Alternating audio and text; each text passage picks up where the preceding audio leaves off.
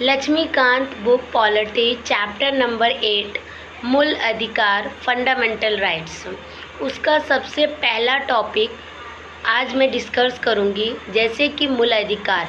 Actual में मूल अधिकार है क्या, हमारे संविधान के कौन से भाग में है, कौन से अनुच्छेद में है, और मूल अधिकार को कहाँ से लिया गया, मतलब कौन से संविधान से वो प्रेरित हुआ है, प्रभावित होकर लिया गया है, उसके बारे में 3-4 पॉइंट मैं आपके सामने रखूँगी।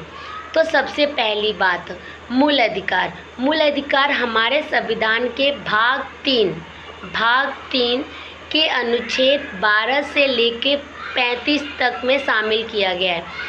भाग 3 12 से लेके 35 तक में शामिल किया गया है। ठीक है। अभी जो हमारे संविधान निर्माता थे उन्होंने मूल अधिकार कौन से संविधान से प्रेरित हुए थे, मतलब कहाँ के संविधान से प्रभावित होके मूल अधिकार को हमारे संविधान में डाले थे, तो वो थे अमेरिका के संविधान से प्रभावित होके उन्होंने मूल अधिकार को हमारे संविधान में रखा था। सेकेंड पॉइंट क्या है कि हमारे संविधान के जो भाग 3 है उसको मैग्ना कार्टा की संज्ञा दी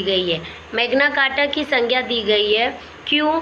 क्योंकि जितना विस्तृत विवरण हमारे मूल अधिकार के बारे में हमारे संविधान में है, उतना विस्तृत विवरण किसी भी संविधान में नहीं है।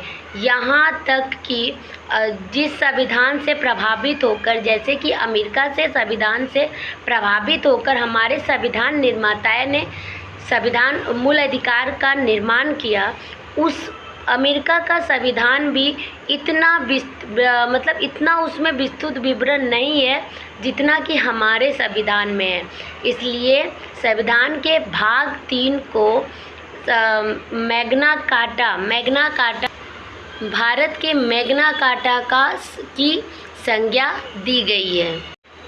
थर्ड पॉइंट क्या है कि संविधान में बिना किसी भेदभाव के हर एक व्यक्ति के मूल अधिकारों की गारंटी दी गई है। प्रत्येक व्यक्ति के लिए समानता, सम्मान, राष्ट्रहित और राष्ट्रीय एकता को समाहित की गई है। हमारे जो संविधान है उसमें जो मूल अधिकार रखा गया है उसमें किसी तरह का कोई भी भेदभाव नहीं किया गया है। मूल अधिकार जो है तो अपना कौन सा 3 पॉइंट हो गया था ना, 4 पॉइंट है। चौथा पॉइंट है कि जो मूल अधिकार है उसको मूल अधिकार यानी कि मूल नाम क्यों दिया गया है, क्योंकि वो व्यक्ति के चहुमुखी विकास।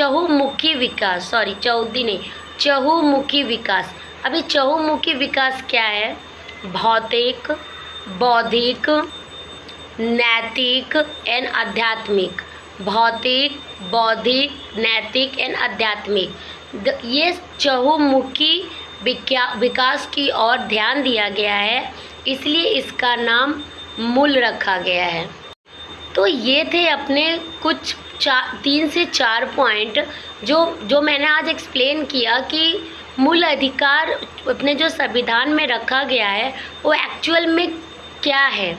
अभी आगे आने वाले वीडियो में आपको दिखेंगे कि कौन कौन से मूल अधिकार है, उसकी क्या क्या विशेषताएं हैं। और मूल अधिकार सिर्फ व्यक्ति को अधिकार दिया गया ऐसा नहीं है, व्यक्ति पे भी कुछ जिम्मेदारियां रखी गई है, उसके बारे में भी हम आगे आने वाले वीडियो में देखेंगे।